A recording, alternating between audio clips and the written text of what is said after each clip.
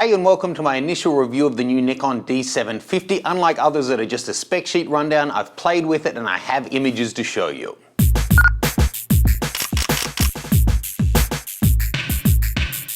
Okay, so I will run through some of the specs, but it'll be more of a comparison to your other options rather than just reading out the spec sheet. And because it's all about the image at the end of the day, if you go to the link that's on screen now, mattgranger.com/D750, you can see full res images and crop comparisons at high ISO between the 750, the 610 and the 810. And whilst you're there, sign up to my mailing list as well.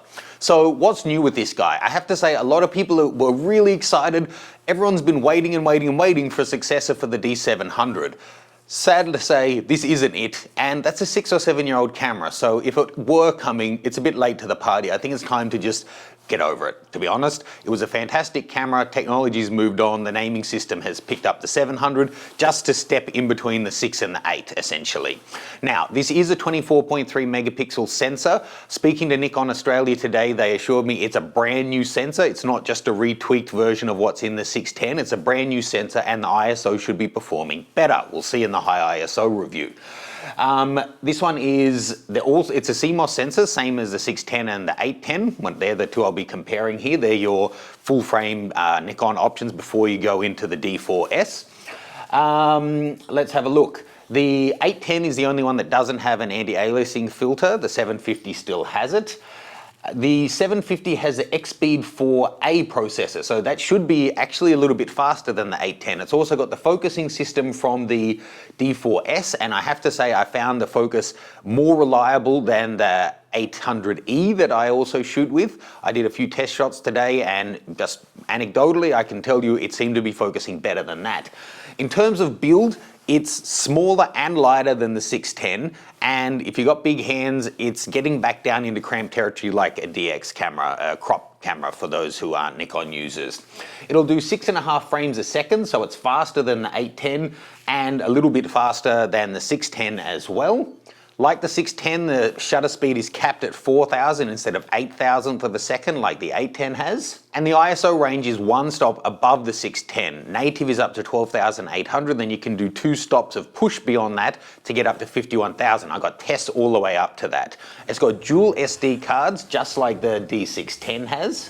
And it's got the same resolution screen as the 800 at 1.2, almost 1.3 million pixels, but it's a tilty swivelly one now. Great news, it uses exactly the same battery as the 810 and the 610, so you're not going to need to be buying new batteries if you already had one of them and you're adding this as a second camera.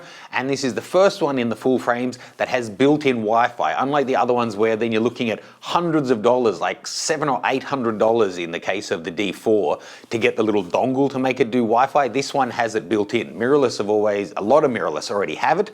Good to see this one finally has it. The Canon 6D also does as well.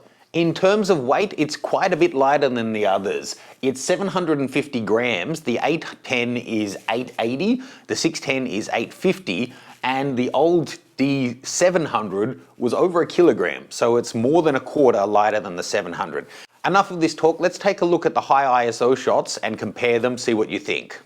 So first up, I'm going to show you all of the D750 ISOs going up to their maximum. Then I'll show them side by side with the 610 and 810. Again, you can check all of these out, and I'll even include a raw file at the address on screen. So here we go, 800, 1600, 3200, 6400. What do you think? How's it holding up?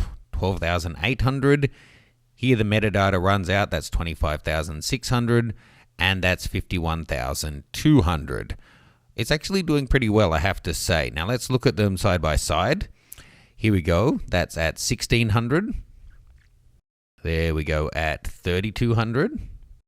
Now just look at the differences there. I have to say I don't think the 750 stands out here particularly, but as we get higher and higher, then it really starts to shine. It leaves the 610 for dead, and the 810, well, we always knew that wasn't a great performer. Here at 25,600. And of course the 610 doesn't go up to 51,200, but here's the other two at that level. And I think it's fair to say that the 750's got a good stop at that end of the range over the 610. That said, for me, I would much rather see 1600 look a lot cleaner rather than having the top end outperform the others. Just to give you an example of what I mean, take a look at what the portraits are doing here. This is of one of the staff at the Nikon booth. As we go up through the ISOs, they're at 25,000 and 50,000. It's still a total dog's breakfast, even though a clear step ahead of the other two. So what do you think? Do you think that improvement in specs over the 610 is worthwhile, and the improvement in high ISO?